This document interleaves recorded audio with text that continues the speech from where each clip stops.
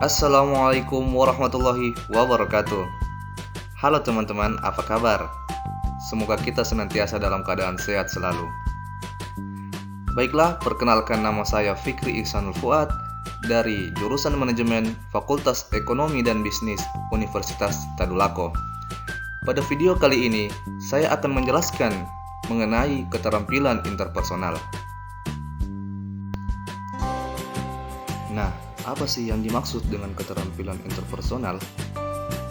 Keterampilan interpersonal merupakan sifat yang dapat diandalkan saat berinteraksi dan berkomunikasi dengan orang lain, yang mencakup berbagai skenario di mana komunikasi dan kerjasama sangatlah penting. Keterampilan ini melibatkan kemampuan untuk berkomunikasi dan membangun hubungan dengan orang lain. Kita masuk pada keterampilan interpersonal yang pertama, yaitu komunikasi tatap muka. Komunikasi tatap muka atau face to face merupakan suatu bentuk komunikasi yang mempertemukan secara tatap muka pihak komunikator dan komunikan. Pesan yang disampaikan secara langsung dari komunikator dan secara langsung pula dapat menerima umpan balik ataupun feedback dari komunikan. Adapun contoh komunikasi tatap muka yang pertama yaitu berinteraksi. Kita sering berinteraksi dengan orang-orang di sekitar kita seperti teman, sahabat, rekan kerja, maupun keluarga. Contoh yang kedua yaitu rapat. Kita mungkin pernah mengikuti suatu rapat, yang mana rapat bertujuan untuk memecahkan suatu masalah, menyampaikan informasi, maupun merumuskan suatu tujuan. Nah, mungkin teman-teman ada yang bertanya, apa sih kelebihan dan kekurangan komunikasi tatap muka? Nah, adapun kelebihan komunikasi tatap muka, yang pertama, komunikasi lebih efektif dalam hal membujuk lawan bicara, karena tanpa menggunakan media dalam penyampaian pesannya, serta dapat langsung melihat respon dari lawan bicara. Yang kedua, komunikasi tatap muka sering dilakukan oleh semua orang dalam berhubungan dengan masyarakat luas. Yang ketiga, komunikator dapat mengetahui diri komunikan selengkap-lengkapnya. Komunikator dapat mengetahui secara psikologis lawan bicara yang dihadapinya. Adapun kekurangan komunikasi tatap muka, yang pertama, kurang efektifnya waktu dan tempat karena komunikator dan komunikan harus bertemu bersama dalam proses komunikasi dan waktu di sebuah tempat yang sama. Yang kedua, tidak dapat berkomunikasi dengan orang yang ada di tempat yang berbeda karena jangkauan tatap muka ini sangat terbatas sehingga memerlukan media untuk menghubungkan antara satu sama lain. Adapun sikap yang harus kita lakukan dalam berkomunikasi tatap muka. Yang pertama yaitu ramah. Kita harus menunjukkan sikap dan ekspresi ramah ketika sedang berkomunikasi tatap muka. Memberikan senyuman kepada lawan bicara merupakan salah satu cara yang ampuh untuk membuat lawan bicara betah mendengarkan pesan yang kita sampaikan.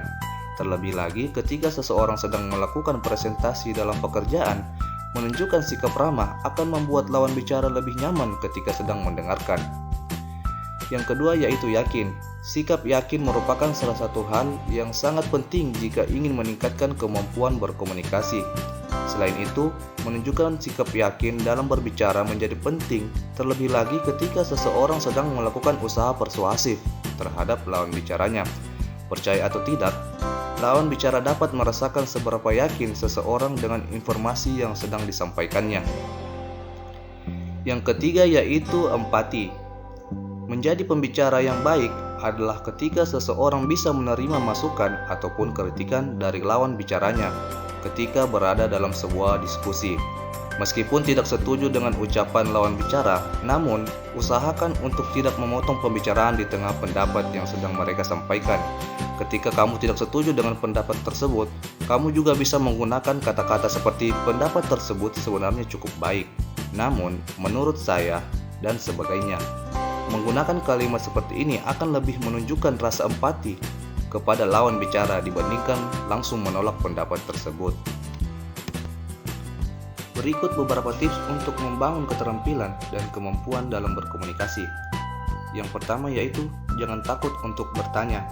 Semua percakapan yang baik dimulai dengan sebuah pertanyaan.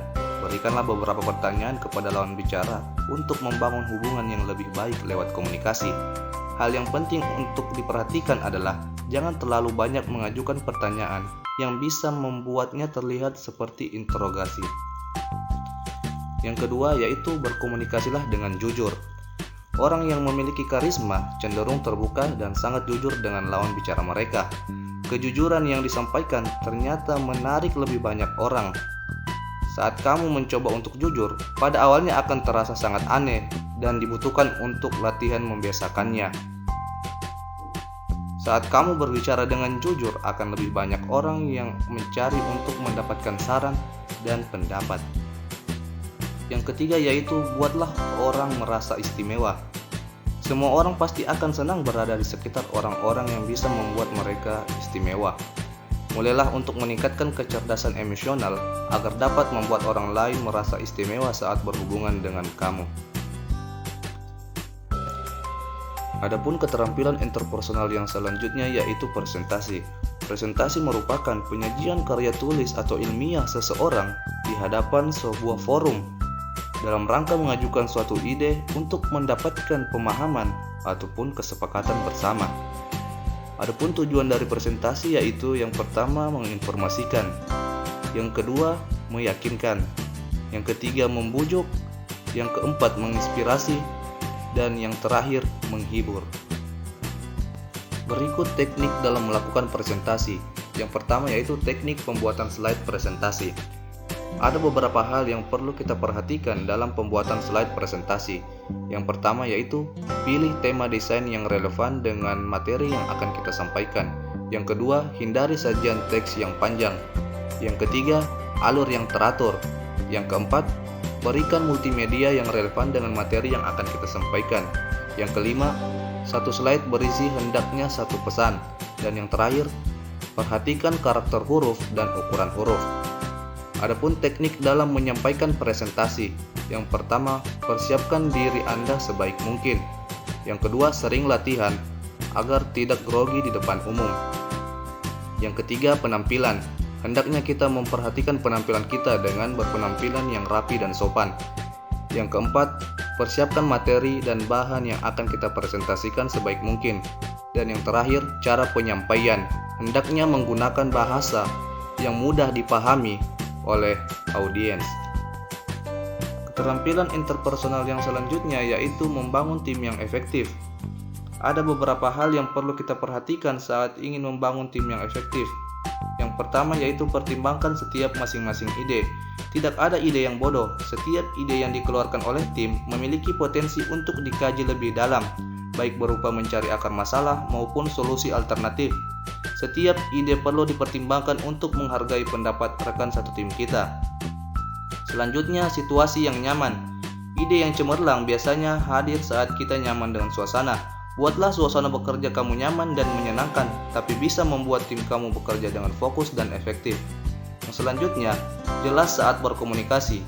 Sebagai pemimpin tim, kamu harus berhati-hati dalam memberi tugas dan instruksi yang perlu disampaikan secara jelas dan spesifik untuk menghindari kesalahan pada hasil pekerjaan dan revisi berkali-kali. Selanjutnya, membangun kepercayaan dan kerjasama. Kamu harus fokus pada cara-cara anggota tim dalam bekerja sama, dan kamu perlu mengambil langkah-langkah untuk meningkatkan kerjasama, komunikasi, rasa hormat, dan kepercayaan antar hubungan anggota tim. Selanjutnya, delegasikan pemecahan masalah pada tim.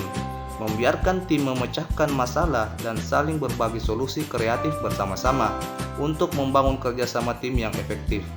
Dan sebagai pemimpin tim, kamu hanya perlu memberikan arahan dan petunjuk dalam penyelesaian masalah dan membantu tim dalam memberikan solusi untuk menyelesaikan masalah.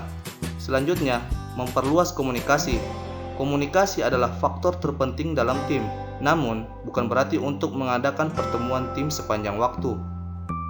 Kamu harus terbuka dalam menerima saran dan masukan di saat di luar pertemuan maupun di luar lingkungan pekerjaan. Kamu bisa mengajukan pertanyaan maupun bantuan pada anggota tim agar komunikasi selalu terjaga dan lancar. Dan yang terakhir, menetapkan nilai-nilai dan tujuan tim, serta mengevaluasi kinerja. Pastikan untuk selalu berbicara kepada tim mengenai kemajuan mereka, sehingga anggota tim merasakan keberhasilan dalam pencapaian dan setiap tantangan yang ada.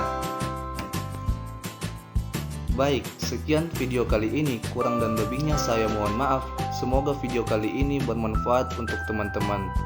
Terima kasih, sampai jumpa di video selanjutnya. Jangan lupa like, comment, and subscribe. Wassalamualaikum warahmatullahi wabarakatuh.